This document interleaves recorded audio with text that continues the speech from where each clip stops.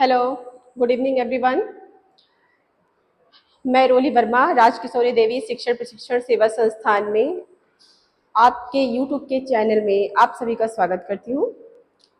आज मैं आपको speech language and speech development में आपको यूनिट नंबर 1.3 हम लोग आज पढ़ेंगे, उसके बारे में डिस्कशन करेंगे। लास्ट टाइम हम लोगों ने पढ़ा था कि स्पीच क्या है, नॉर्मल स्पीच क्या है, स्पीच प्रोडक्शन कैसे होता है, स्पीच के कार्य कौन कौन से हैं, नॉर्मल स्पीच क्या है। तो ये सब का हम लोगों ने अध्ययन किया था।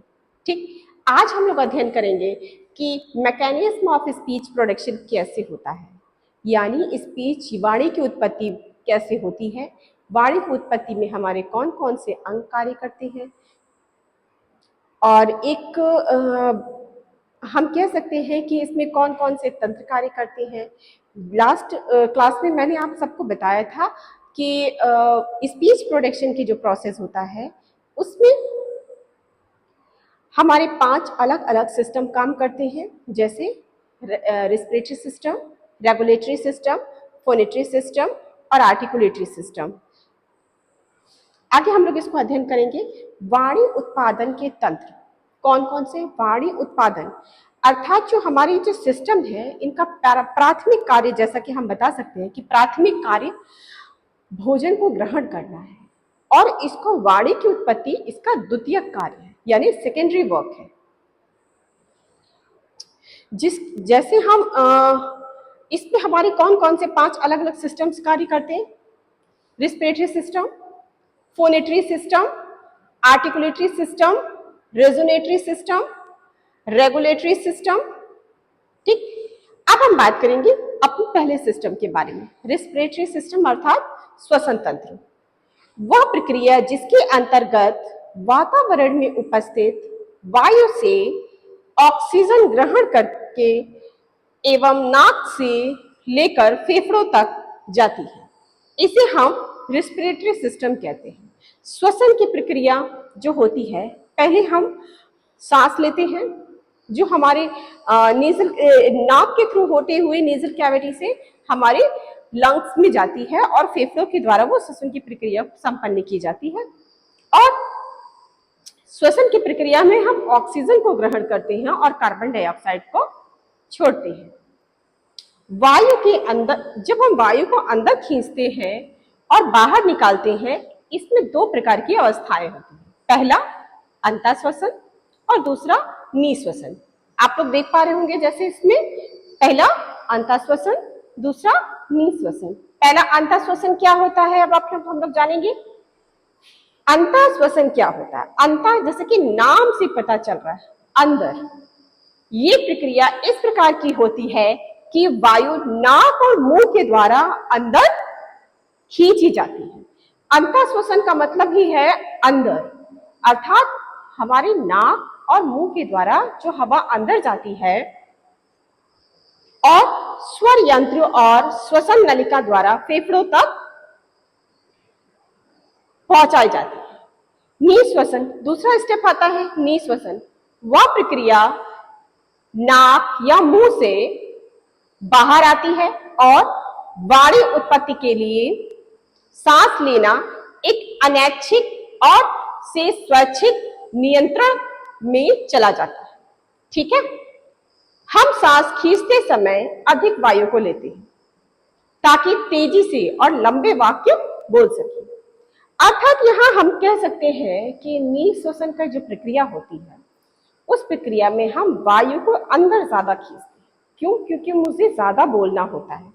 जब व्यक्ति को बोलना होता है तो व्यक्ति अपने अंदर हवा को ज्यादा रोक के रखता है और धीरे धीरे बाहर निकालता है। इस प्रकार की प्रक्रिया को हम निःश्वसन कहते हैं। फेफड़ों में बार बार भरने और निकलने को ही श्वसनाक्षय कहते हैं। अब हम बात करते हैं कि एक व्यक्ति 1 मिनट में कितनी बार श्वसन की प्रक्रिया करता है। पहला पॉइंट, 1 मिनट में लगभग हम 12 से 18 बार श्वसन प्रक्रिया चक्र साइकिल चलती है। नेक्स्ट हमारा है वाणी की उत्पत्ति तब होती है जब वायु फेफड़ों के द्वारा बाहर निकलती है हमारी ओरल कैविटी से। जब देखिए, सपोज एक नॉर्मल सी बात है, जब हम सांस लेते हैं, सांस अंदर ली, बाहर छोड़ी, अगर मैंने उस दौरान कोई शब्दों का उच्चारण नहीं किया है तो हम जो सांस लेते हैं वह हम हवा केवल नाक के थ्रू ही बाहर निकालते हैं। परंतु जब हम सांस लेते हैं और जब हम बोलते हैं तो हमारी जो श्वसन की प्रक्रिया है उसमें अधिकतर हवा हमारे ओरल कैविटी के द्वारा बाहर निकलती है।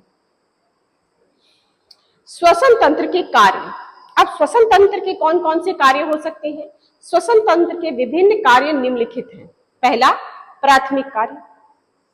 फेफड़ों का कार्य वातावरण की वायु की सांस द्वारा ग्रहण करना एवं छोड़ना होता है। दूसरा कार्य, संपूर्ण श्वसन प्रक्रिया में डायफ्राम केवल शुद्ध ऑक्सीजन को ही लेता है। डायफ्राम हम क्या होता है? शुद्ध ऑक्सीजन को ही ग्रहण करता है। दूसरा, डायफ्राम में पेशियों के संकुचन होने पर श्वसनाक्षय होता है और इस समय फेफड़ों में वायु दाब और बाह्य दाब से कम होता है, अर्थात उस टाइम वायु दाब बाह्य दाब से कम होता है और डायफ्राम की पेशी जो होती है शिथिल हो जाती है और इसमें निःश्वसन की प्रक्रिया कहते हैं। निःश्वसन की प्रक्रिया में क्या होता है? इस समय निःश्वसन की प्रक्रिया में फेफड़ों में वायु दाब और बाह्य दाब से अधिक होता है। आई होप आप लोगों को यहां समझ गए होंगे कि श्वसन की प्रक्रिया में जब हम सांस लेते हैं और उसके बाद जब हम वाणी का उत्पादन करते हैं तो वह किस प्रकार हेल्पफुल होता है वाणी के उत्पादन में। नेक्स्ट पॉइंट है हमारा फोनेटरी सिस्टम। फोनेटरी सिस्टम मतलब स्पंदन तंत्र। स्पंदन तंत्र क्या है? फेफड़ों के द्वारा आने वाली वायु स्वर तंत्र में कंपन एवं हलचल उत्पन्न करती है। दूसरा, जिससे स्वर तंत्र में क्या होता है? स्पंदन तंत्र में क्या होता है? जब हम फेफड़ों के द्वारा आने वाली वायु को स्वर तंत्र मतलब वोकल फोल्ड। वोकल फोल्ड में क्या होता है? वाइब्रेशन होता है। जब हम सांस लेते हैं हमारे गले में एक वोकल फोल्ड होता है जो वी आकार का होता है। जब उस वोकल फोल्ड में हम सांस लेते हैं और बाहर छोड़ते हैं तो उसमें वाइब्रेशन होता है जिससे हम स्वर कंठ के अंदर आवाज पैदा होती है और फेफड़ों से आने वाली वायु आवाज में बदलने की प्रक्रिया को ही स्पंदन व्यवस्था कहते हैं। आप यहां समझ गए होंगे। जैसे कि हम एक साधारण भाषा में आपको समझाने की कोशिश करते हैं कि जैसे किसी व्यक्ति ने सांस लिया और सांस लेने के बाद फेफड़ों के द्वारा जो हवा बाहर निकलती है वो हमारे वोकल फोल्ड में कंपन करती है और कंपन करके वो एक आवाज का रूप लेती है जो हमें आर्टिकुलेटर्स हमारे ओरल कैविटी में होते हैं वो उन्हें शब्दों का रूप देते हैं। आई होप आप लोगों को ये चीज समझ में आ गई होगी। अब बात करते हैं श्वसन तंत्र। श्वसन तंत्र क्या है? या इस पे एक लॉन्ग क्वेश्चन बहुत अच्छा आता है, स्पीच प्रोडक्शन क्या है? वाणी की उत्पत्ति कैसे होती है? या हम ऐसे भी लॉन्ग क्वेश्चन आ सकता है कि वाणी क्या है और वाणी की उत्पत्ति में कौन कौन से अंग कार्य करते हैं। ये एक फेवरेट क्वेश्चन है आपके डीएड एचआई पेपर नंबर आपके सेकंड के लिए। सो इस क्वेश्चन को आप काफी अच्छे से पढ़िए और इसे समझिए क्योंकि ये आपके डीएड के एग्जाम में पर्टिकुलर आने वाला क्वेश्चन है। आई होप आप लोगों को ये चीज समझ आई होगी। नेक्स्ट हमारा क्या था? स्वर तंत्र। यह मांसपेशियों एवं कार्टिलेज का बना होता है।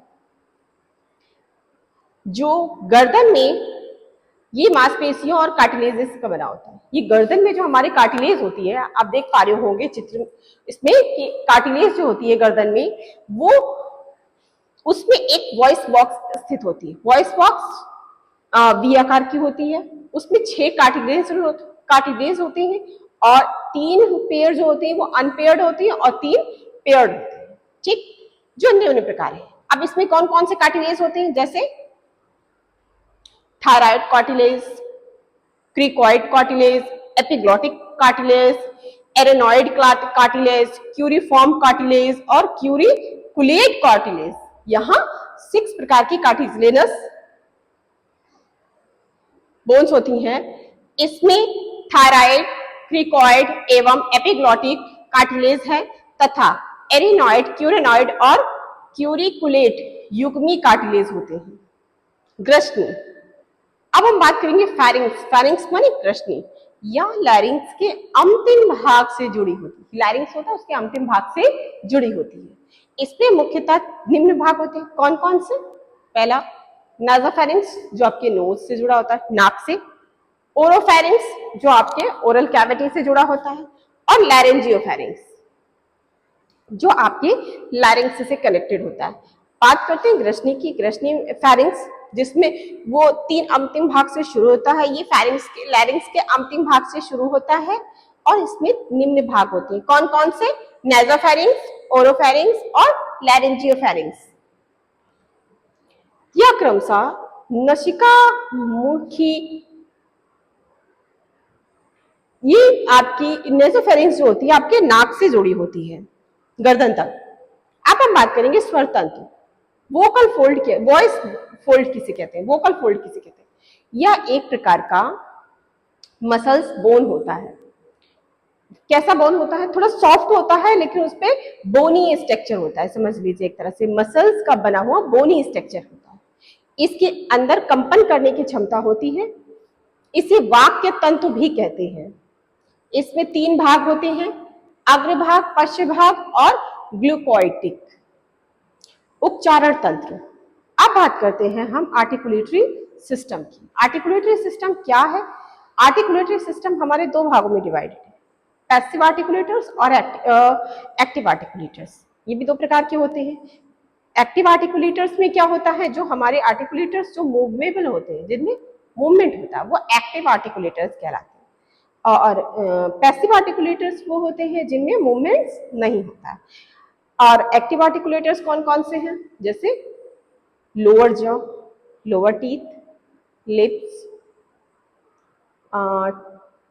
टंग, सॉफ्ट पैलेट, इन सब में क्या होता है? मूवमेंट होता है।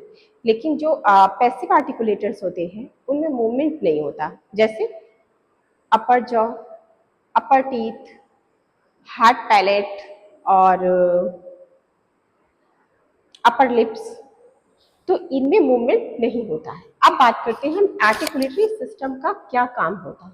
उच्चारण प्रक्रिया के अंतर्गत स्वर तंतु के द्वारा उत्पन्न होने वाली ध्वनियां उच्चारण अंग की सहायता से अर्थपूर्ण अक्षर या शब्दों के रूप में, जैसे कि आपने सांस ली, सांस लेने के बाद जब सांस हमारे फेफड़ों में जाती है उसके बाद वो फेरिंग्स में जाती है, फिर लैरिंग्स से होते हुए आपके वॉइस बॉक्स में।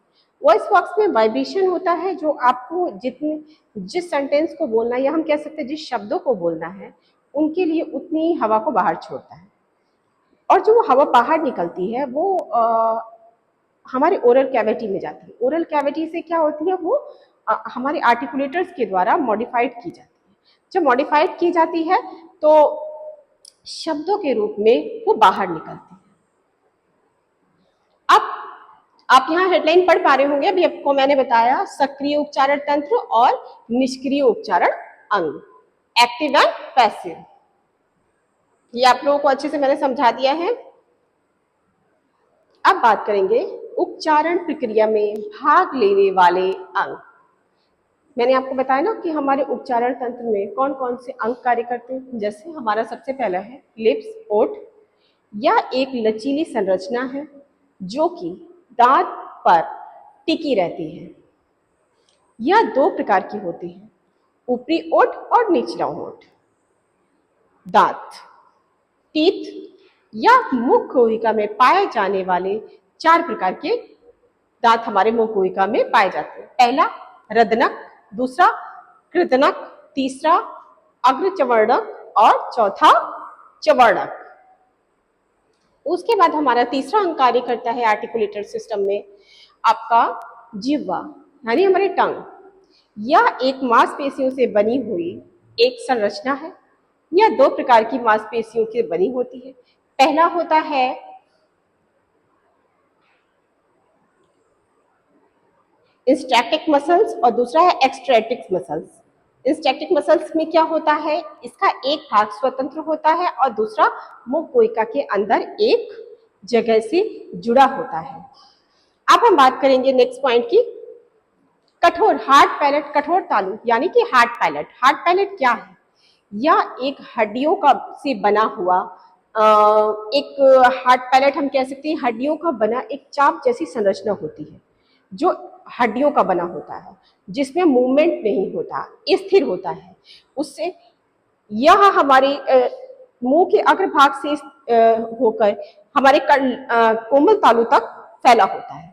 अब हम बात करेंगे सॉफ्ट पैलेट की, यानी कोमल तालु क्या चीज है?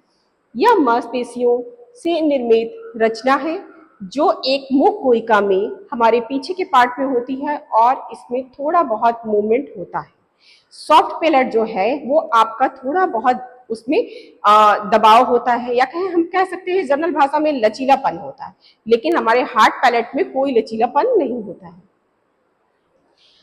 अब हम बात करेंगे आपके कोमल तालु में क्या होता है। यह मांसपेशियों से निर्मित एक रचना है जो कि मुख कोशिका को नसिका कोशिका से अलग करती है। आपने अपने ओरल कैविटी का स्ट्रक्चर देखा होगा कि जो आपका सॉफ्ट पैलेट है वो आपके नीजल कैविटी को आपकी ओरल कैविटी से अलग करता है, ढके रखता है, और जो ओरल नेजल कैविटी है वो इसके ऊपर से लगी। यह नाक की नली को खोलता और बंद करता है। यहाँ मोस्ट इंपॉर्टेंट पॉइंट है ये कि कोमल तालु का मेन वर्क क्या होता है। ये आपकी नीजल कैविटी को रोकता और बंद कर, खोलने और बंद करने का भी कार्य करता है। दूसरा एल्वियोलर रीड्स क्या होता है। एल्वियोलर रीड्स क्या होता है? यह ऊपरी जबड़े के, जब हमारे दांतों के ऊपर जबड़े में दांतों की तरफ, हमारे पीछे की तरफ एक ऐसे लाइन जैसी संरचना बनी होती है, उसे हम एल्वियोलर रीड्स कहते हैं। ये मसूड़े का किनारा वाला भाग होता है और कठोर तालु तक फैला होता है। इसे मूर्धान भी कहते हैं, जैसे ट ट ट ट टा टा, तो इसमें हमारे कठोर तालु और मूर्धान की तरफ हमारी जीभ को टच करना पड़ता है, तब हम ट ट ट शब्द का उच्चारण कर पाते हैं। नेक्स्ट पॉइंट है हमारा जबड़ा, जॉ। यह हड्डियों का और मांसपेशियों का बना होता है। इसके दो भाग होते हैं, निचला जबड़ा और ऊपरी जबड़ा। ठीक है, जैसा कि मैंने बताया निचला जबड़ा और ऊपरी जबड़ा। निचला जबड़ा जो होता है उसमें मूवमेंट होता है, ऊपरी जबड़े में मूवमेंट नहीं होता है। नेक्स्ट है यूवला। यूवला जो क्या है? हमारे टंग जो है उसके पीछे के पार्ट में एक निकली हुई जो संरचना होती है उसे यूवला कहते हैं। यह एक मांसपेशियों की अत्यंत लचीली संरचना है जो कोमल तालु से जुड़ा होता है। कोमल तालु यानी ऊपर हमारे ओरल कैविटी में कोमल तालु के साथ जुड़ा होता है। नेक्स्ट पॉइंट है नसिका गुहा। कान के अंदर स्थित गुहा को नसिका गुहा कहते हैं। नसिका गुहा के नीचे कठोर तालु होता है। नसिका गुहा के नीचे कठोर तालु होता है, जबकि यह ऊपरी से एकल बोन का बना होता है। नाक दो भागों में विभक्त होती है। दोनों भागों को विभक्त करने के बीच की दीवार को हम नसिका भित्ति कहते हैं। हमारी नीजल जो कैविटी है उसमें दो छिद्र होते हैं और जो इन छिद्रों को अलग करती है, पार्टीशन करती है, उसको हम नसिका झिल्ली कहते हैं, नसिका भित्ति कहते हैं। हमारे उच्चारण के लिए हम कह सकते हैं आर्टिकुलेशन के लिए हमारी नेजल कैविटी भी बहुत ज्यादा रिस्पॉन्सिबल होती है। क्यों? क्योंकि हमारे कुछ साउंड्स ऐसे हैं जिनमें हमारे नाक के थ्रू से हवा निकलती है, जैसे ना, मा, टा, ना, मा, ये सब नेजल साउंड, ये सब नेजल साउंड्स हैं। अब हम बात करेंगे उच्चारण अंग के द्वितीय कार्य क्या है। अंगों के द्वितीय कार्य, सभी उच्चारण अंगों के द्वितीय कार्य वाणी उत्पादन है। क्यों? क्योंकि उनका प्राथमिक कार्य क्या है? भोजन को ग्रहण करना, और उसका द्वितीय कार्य क्या है? वाणी का उत्पादन करना। होठ द्विओष्ठीय और दंतओष्ठीय के उच्चारण में सहायक है। वे ध्वनियों जो दोनों ओष्ठों की सहायता से बोली जाती है उन्हें द्विओष्ठीय एवं वे व्यंजन या वे ध्वनियां जो ऊपर के दांतों को नीचे के ओष्ठों से छूकर उच्चारित होती हैं उन्हें दंत्योष्ठीय ध्वनि कहते हैं। अर्थात यह भाग द्वयोष्ठीय और दंत्योष्ठीय स्वर एवं व्यंजन के उच्चारण में सहायक है। नेक्स्ट पॉइंट है हमारा दांत, हमारे टीथ। दंत्य एवं दंत्योष्ठीय ध्वनि, दंत्योष्ठीय जैसे टा, का, ये सब ध्वनि जो है आपकी दंत ध्वनि कहलाती है, उच्चारण में सहायक होते हैं। जैसे जीभ, जीभ के मुख्य 3 भाग होते हैं, अग्र, पक्ष और मध्य। इन सबका अलग अलग कार्य होता है। दंत, तल्यव और कंठ ध्वनि के उच्चारण में सहायक होते हैं। कठोर तालु क्या है? यह तालव्य और मूर्धन्य ध्वनियों के उच्चारण में सहायक होता है। और कोमल तालु का क्या काम है? ये कंठस्थ ध्वनियों को नसिका ध्वनि के उच्चारण में सहायक होते हैं। वात्सल्य, अंदर के मसूड़ों को ही एल्वियोलर अर्थात वत्स्य भी कहा जाता है। मुख्य रूप से रा, ना ध्वनियों के उच्चारण में सहायक होते हैं। युवला, युवला ध्वनियों को आवश्यकता अनुसार मुख एवं नसिका गुहा में भेजती है। नसिका ध्वनियां, ये ध्वनियां नाक की सहायता से, नसिका ध्वनियां कौन सी होती हैं? ये ध्वनियां नाक की सहायता से बोली जाती हैं। जैसे न, अणा, ड़ा, ढ, न, म आदि ध्वनियां नसिका ध्वनियां कहलाती हैं। इन सभी ध्वनियों का उच्चारण करते समय कोमल तालु लटकती है और जिसे व्यक्ति कोमल तालु खराब होता है वह हमेशा नाक से बोलता है। अर्थात यहाँ एक पॉइंट क्लियर हुआ कि जो व्यक्ति नाक से बोलता है उसके कोमल तालु में प्रॉब्लम होती है।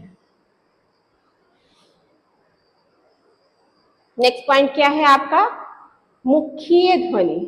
ओरल कैविटी की ध्वनियां कौन कौन सी है? मुखीय ध्वनि में वायु नाक की नली से नहीं बल्कि ओरल कैविटी से निकलती, जैसा कि आपको नाम से ही पता चल रहा है। मुखीय ध्वनि यानी वह साउंड्स जो हमारे केवल ओरल कैविटी से निकलते हैं, जैसे का, आ, दा, ये सब ध्वनियां क्या हैं? जैसे vowels A, E, I, O, you, ये सब ओरल कैविटी से निकलते हैं बिना किसी एक्स्ट्रा आर्टिकुलेटर्स की हेल्प के। अब हम बात करेंगे नेक्स्ट जो हमारे संवाहन या अनुनाद तंत्र की। This is the fourth system responsible for speech production. Okay, आइए हम लोग इसको पढ़ते हैं। स्पंदन या अनुनाद क्या होता है? तंत्र स्पंदन व्यवस्था द्वारा आने वाली ध्वनियों अधिक तीव्रता और कमजोर प्रवृत्ति की होती है, मतलब उसमें बहुत अधिक तीव्रता और कमजोर प्रवृत्ति की होती है। इस व्यवस्था में स्पंदन व्यवस्था से प्राप्त ध्वनियों की तीव्रता बढ़ाई जाती है, जिससे आवाज के गुण में भी बदलाव आता है। इसलिए इसे निस्पंदन की प्रक्रिया कहते हैं। विभिन्न गुहा द्वारा व्यक्ति व गुणों को बदलने की क्रिया को अनुनाद संवाहन कहते हैं, क्योंकि सभी व्यक्ति के कंठ के ऊपर की गुहा भिन्न भिन्न आकार की होती है।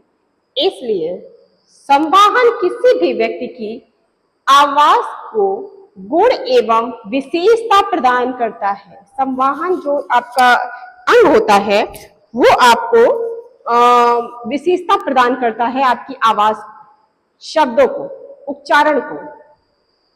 इसकी मुख्यतः तीन अंग होते हैं, जैसे मुख गुहिका, नसिका गुहिका और फेरेंजियल गुहिका। अब हम बात करते हैं पहले तंत्र की। संवाहन तंत्र के प्राथमिक कार्य कौन कौन से हैं?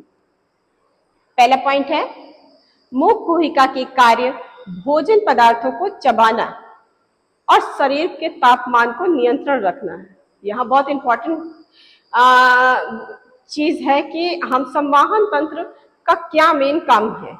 मुख गुहिका में भोज्य पदार्थों को चबाना और शरीर के तापमान को नियंत्रण यानी बैलेंस करना। जैसे हम गर्मियों में क्या होता है, शरीर का टेम्परेचर ज्यादा बढ़ जाता है, जब ज्यादा बढ़ जाता है तो क्या होता है, हमें पसीना आता है, पसीना जब हमारे शरीर से निकलता है तो हमारे बॉडी का टेम्परेचर क्या हो जाता है, बैलेंस हो जाता है।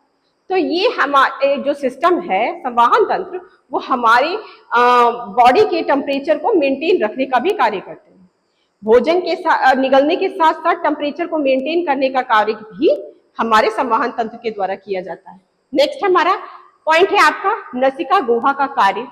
नसिका गुहा का कार्य तापमान नियंत्रण करना भी है। क्यों? क्योंकि हमारे कभी कभी हम क्या होता है, नाक से जब सांस लेते हैं तो शुद्ध एवं नमी प्रदान करती है हमारी नाक। दूसरा है लास्ट पॉइंट है इसमें फेरेंजियल गुहा का क्या कार्य होता है। फेरेंजियल गुहा भी चबाने में तथा दांत और जीभ को सुरक्षा प्रदान करती है। फेरेंजियल कैविटी क्या होती है, जो हमारे दांत है उनको जीभ को सुरक्षा प्रदान करती है और उनका कार्य भी भोजन को ग्रहण करना है। अब हम यहाँ लास्ट पॉइंट पढ़ेंगे कि संवाहन तंत्र का द्वितीय कार्य क्या है। यहाँ तो अभी हम लोगों ने प्राथमिक कार्य पढ़ा, जैसा कि हमने पहले ही स्टार्ट करने से पहले आपको बताया था कि हम स्पीच प्रोडक्शन जो है वो बच्चों के लिए, मतलब हमारी बॉडी के लिए प्राथमिक कार्य नहीं है, हाँ वो द्वितीय कार्य है। प्राथमिक कार्य क्या है, भोजन को ग्रहण करना, भोजन को ग्रहण करना। अब हम यहाँ आपको ये पॉइंट बताएंगे secondary function of respiratory system, resonatory system, sorry resonatory system हमारा संवाहन तंत्र, इसका सेकेंडरी वर्क क्या है। अभी तक हम लोग प्राइमरी वर्क इसका पढ़ रहे थे, अब सेकेंडरी वर्क पे आते हैं। प्राथमिक कार्य के अतिरिक्त अनुनाद व्यवस्था का द्वितीय कार्य मुख गुहिका और फेरेंजियल गुहिका ध्वनियों के अनुनादित करने में तथा नसिका गुहा ध्वनियों की तीव्रता में परिवर्तन करने के लिए उत्तरदायी होता है। नेक्स्ट है आपका regulatory system. Next regulatory system क्या होता है, ये आखिरी तंत्र है हमारे स्पीच प्रोडक्शन में। पांचवा तंत्र है नियंत्रण व्यवस्था क्या है। यह तंत्र पूरे शरीर को नियंत्रित करता है और सामंजस्य को स्थापित करता है। यह तंत्र क्या करता है, हमारे पूरे शरीर को नियंत्रित करता है और सामंजस्य, सभी तंत्रों को में एक दूसरे के बीच सामंजस्य को स्थापित करता है। नेक्स्ट पॉइंट क्या है, इसके अंतर्गत मस्तिष्क मुख्य अवयव है जिसके विभिन्न भाग भिन्न भिन्न कार्य के लिए उत्तरदायी होते हैं। अर्थात हम यह कह सकते हैं नियंत्रण व्यवस्था, जो नियंत्रण रेगुलेटरी सिस्टम जो है हमारा, वो हमारे ब्रेन से रिलेटेड होता है, हमारे मस्तिष्क से रिलेटेड होता है, क्योंकि हमारे मस्तिष्क के हर भाग का एक अलग कार्य है। जैसा कि मैंने आप लोग को स्पीच प्रोडक्शन में बताया भी होगा, वर्निक एंड ब्रोका एरिया जो होती है वो स्पीच प्रोडक्शन के लिए हेल्पफुल होती है। वर्निक ब्रोका एरिया क्या, हमारी स्पीच को सुनती है और समझती है, ब्रोका एरिया उसका प्रति उत्तर देती है। अर्थात हमारी दोनों इसका नॉर्मल होना बहुत जरूरी है। जब दोनों ही सिस्टम नॉर्मल होंगे तभी हमारा स्पीच प्रोडक्शन का कार्य कंप्लीट होगा। अर्थात हम यहाँ ये कह सकते हैं कि रेगुलेटरी सिस्टम कहीं ना कहीं हमारे स्पीच प्रोडक्शन में भी हेल्प करता है। वाणी की उत्पत्ति के लिए संदेश को भेजता है। वर्निक और ब्रोका एरिया वाणी को समझता है, सुनता है और बताता है। वाणी समझने के लिए तथा इनके स्वरूप को समझने के लिए, उत्तर देने के लिए, प्रत्युत्तर देने के लिए व्यक्ति को प्रोत्साहित करता है। यह उचित स्थान और विधि के दौरान यह ध्वनियों की उत्पत्ति में भी मदद करता है। ये तो हमारे हो गए कि स्पीच प्रोडक्शन में कौन कौन से सिस्टम कार्य करते हैं। स्पीच प्रोडक्शन में मेन हमारे 5 सिस्टम कार्य करते हैं। जो मोस्ट इंपॉर्टेंट सिस्टम थे वो मैंने आपको बताया आज। इससे रिलेटेड कोई भी एनी क्वेश्चन हो तो प्लीज आप उसमें कमेंट बॉक्स में आप कमेंट करके पूछ सकते हैं। ये बहुत इंपॉर्टेंट सिस्टम है और चूंकि ये आपके DED-HI फर्स्ट ईयर के ये सिलेबस में है और इससे एक लॉन्ग क्वेश्चन जरूर पूछा जाता है हर बार कि वाणी क्या है और वाणी के उत्पादन में कौन कौन से तंत्र कार्य करते हैं। आई होप आज का वीडियो आप लोगों को बहुत अच्छा लगा होगा। इसके लिए कोई भी रिस्पॉन्स हो तो प्लीज रिस्पॉन्स करिएगा। Thank you.